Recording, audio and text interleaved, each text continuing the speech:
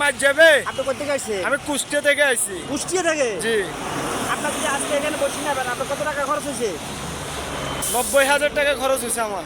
এখন যদি ফেরত যান তাহলে আপনার 90,000 টাকা লস হবে। জি। টেলিভিশন আড়াবো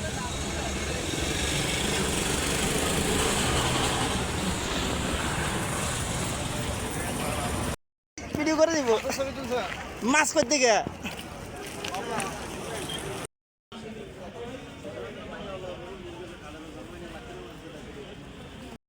গাড়ি করার সময় তো 1,000 টাকা লস হবো।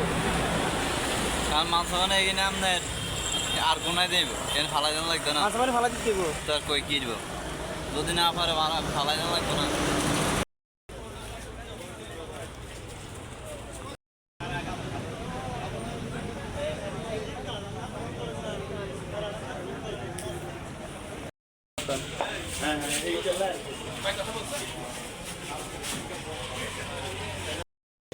আমি লক্ষ্মীপুর দত্তপাড়া। লক্ষ্মীপুর তত্ত্বপাড়া থেকে এসেছেন। চন্দ্রপুর দোকান। আপনি তো 28,000 টাকা দিয়ে টিকিট নিচ্ছেন। জি।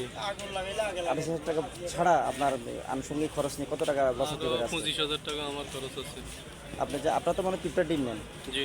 কত করে নিচ্ছেন কেজি? 1300 টাকা কেজি।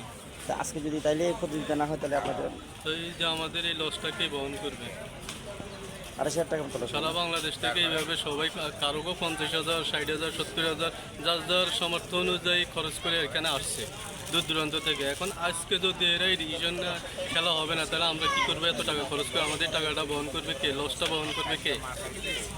আমাদেরকে 2 দিন আগে আপনারা আমাদের অর্থাৎ জগন্নাথ দিঘি ইউনিয়নের মেহমান, আপনারা বাড়ি ফিরে যান।